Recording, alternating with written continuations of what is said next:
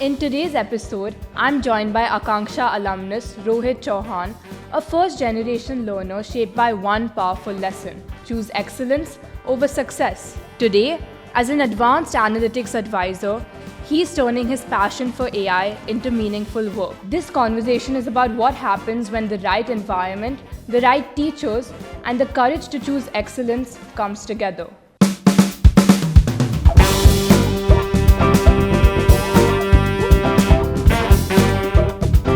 If you want to be someone, then you need to get good education and you need to achieve something in your life.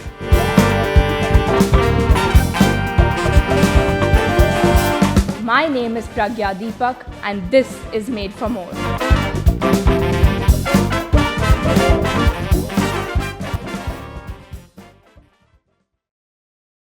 Hi Rohit, really excited to be talking to you today. Hi Pragya, thanks for having me. It's great to be here. Could you tell me a little bit about your current context and what you do today? Talking about my journey, but let's start where I'm currently working in. Yeah. So I'm working with ExxonMobil. It's an energy company, and my current role is Advanced Analytics Advisor. So I'm more like a data scientist for supply chain. I always find it useful to get to know about a person's background and where they come from. So could you tell me a little bit about your family, where you grew up, etc.? So the story starts in Rajasthan, where I was a very little timid boy roaming in the Okay. streets of Rajasthan, and there's a little family background to it. There's been some rifts on my father's side, and that's why he migrated to Pune along with my mother. Me and my siblings were staying with my nana and nannies, Okay. and a few years later, they brought me and my brother to Pune as well. That's when they enrolled us into school. After that, the Pune journey began. Coming to this new school, everything was different. Like in my previous school, there was dusty benches, unclean washrooms, no proper sports facilities, and other than that, there were no other holistic education facilities. But come to this Akanksha school, beautiful classrooms, clean washrooms and classes, and all these walls were painted with creatives and murals and arts that you can see around here Yeah. as well. Yes. Yeah. So it was completely different change. And Okay. normally in schools you call your teachers sir and ma'am, right? Yes. But here we were calling them didis and bhaiyas. It was something new, like didi and bhaiya, like are they my sister and brothers? Yeah. But then I realized these are my teachers. Yes. But we call them didis and bhaiyas, and that's a bond that you build with your teachers. Okay. So you get comfortable with them. You can share your personal stories with them.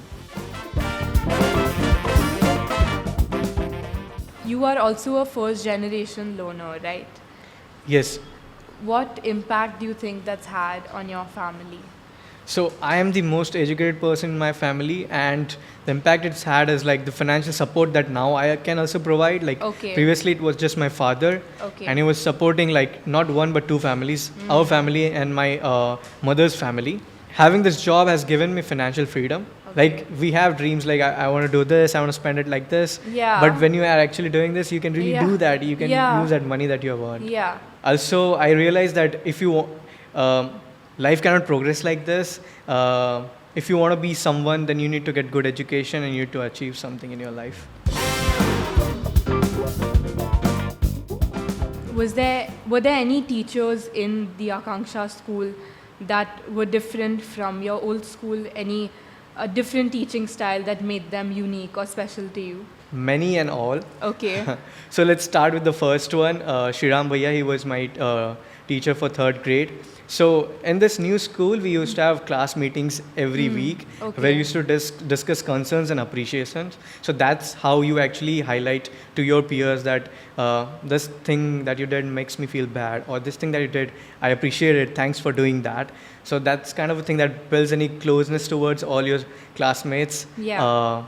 That's one thing. And Shriram Bhaiya, one more thing about him. So he had highlighted that at the end of the year, so he used to teach us 3 courses. Okay. And at the end of the year, whoever are the top 5 cumulative of all these subject scores, he'll take them somewhere outside. Oh. And Were you although, one of them? Yes, although I Oh. finished 5th then, but I was part of that. Okay. And it was a new thing, first time. And this was like getting into Akanksha school was one big highlight, and getting selected in this, like being part of the top 5, that was the second big highlight. Oh, sorry, where did he take you? As in, what were the kinds of things? He took us to MG Road, few malls. Oh, how nice. So you got to spend it with the 5 people and your Yes, sir. yes. In terms of confidence, I think when you were chatting earlier, you mentioned that there was one teacher who really brought in the confidence in you in the Akanksha school you were in. Could you tell me a little bit about that? Okay, so before we get to that, I Okay. would like to highlight few different things that did help build upon that.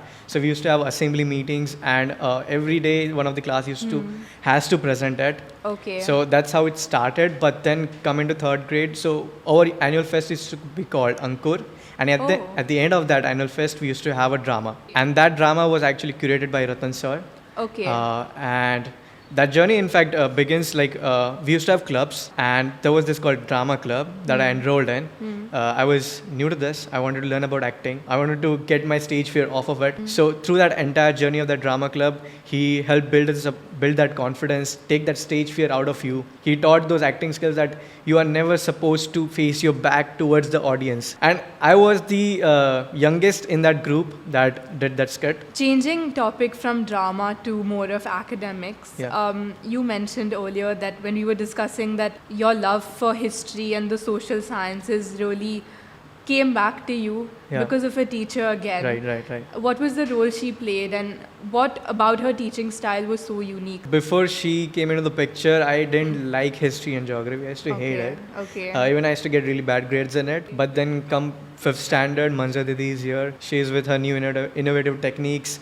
The history is more like storytelling. So you're trying to imagine, and in fact, you're building those pictures in your mind. So what World War One or World War Two would be, you're building that picture in your mind. So people say that it's difficult to remember those dates and that Yes. chronology of Yeah. history. But if you imagine it as a story, it's very easy. Let me take you back in time. You just finished grade 12 and Right. you applied to a few universities, and you actually got 100% scholarship from top three universities from India, Ashoka, Kriya and Azim Premji.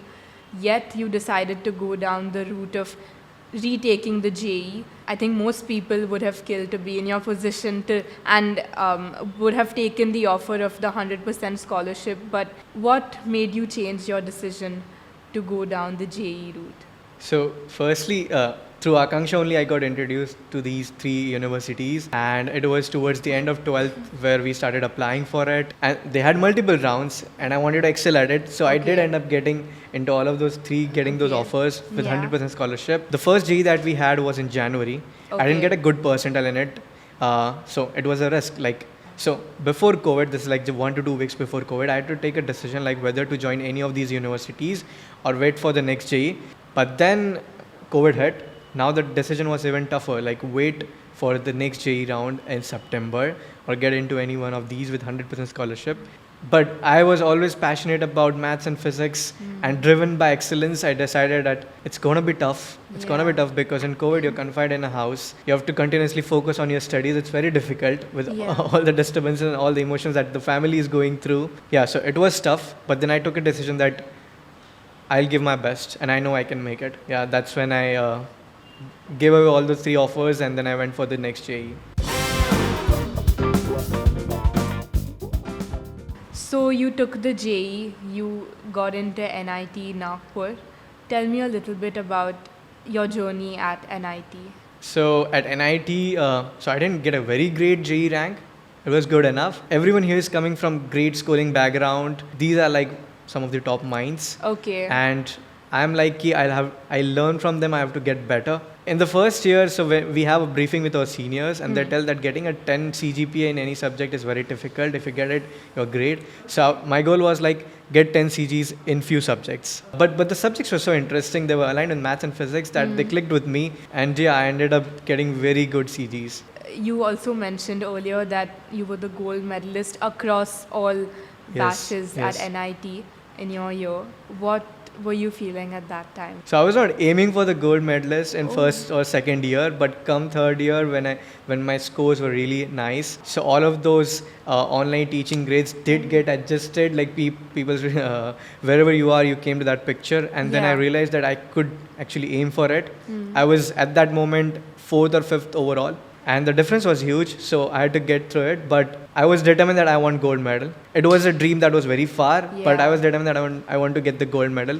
and that I did. The highlight was that one day before the actual graduation ceremony, I was told that you have to read the engineer's speech. So after everyone's been given that their degrees, the gold medalist of the batch, he actually leads the engineer's oath and everyone has to follow him. So I was like, okay, it's a normal speech. I didn't know how huge that moment is going to be.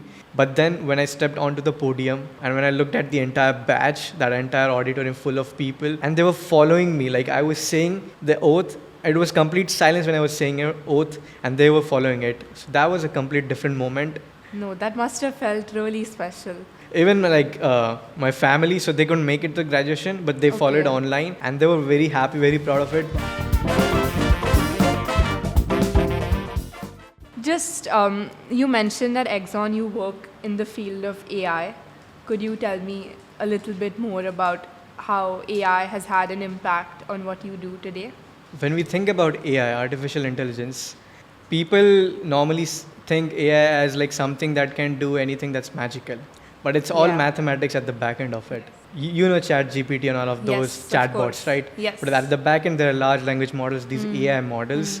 And when you get to know what happens at the back end, like at the front end, you're saying that you're asking it a question, it's answering as a real human. But when you know the back end picture, it feels magical, that how that magic happens. And about AI is an ever evolving field. It's the trend of now, it's the trend of the future. And every company is behind it, behind automation and behind AI. And to be part of this field, it feels great. It feels that we know how the world is shaping. We know how the real tech is shaping up.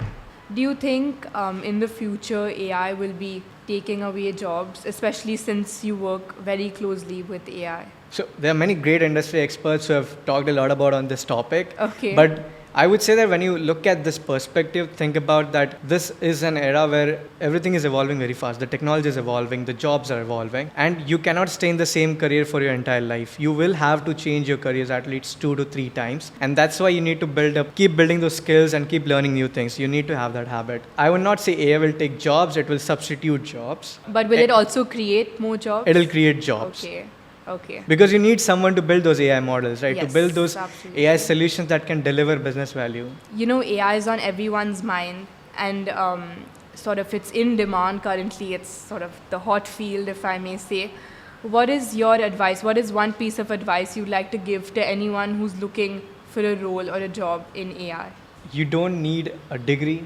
So don't get limited by whatever degree or whatever graduation you've done. Okay. You can always get into AI, because I did mechanical engineering, but now I'm working in the field of AI. Yeah. So you don't need a degree to define that. Yeah. If you want to start with basics, get used to what are the technologies that's out there, learn how chatbots work. And an important part is prompt engineering. I think any generic person who does not have anything to do with AI could also learn about prompt engineering, because these are very nice models, but they will only give the answer that you want if you ask them right questions.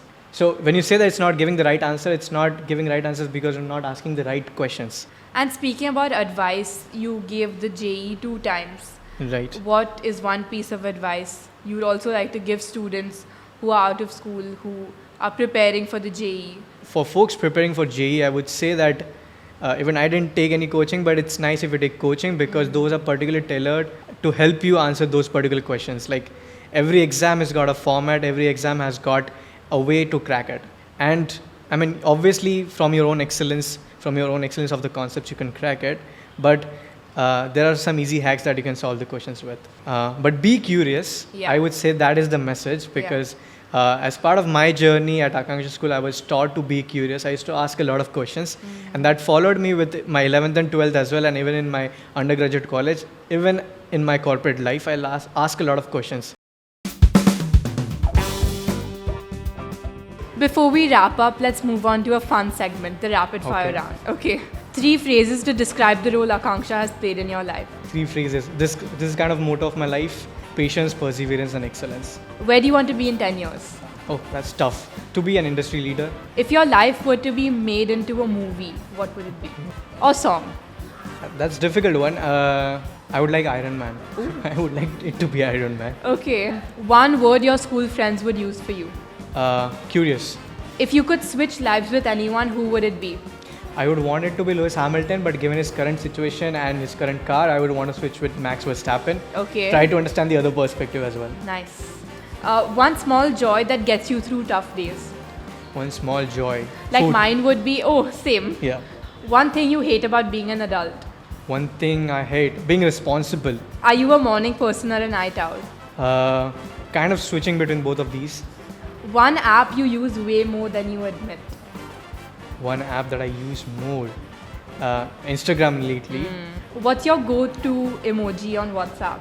Go-to emoji would be the one where you're wearing the stylish goggles. Oh, like that Nodi one? Yeah. Oh, okay. Coffee, chai, or neither? Chai. Are you like a structured routine person or more of go with the flow kind?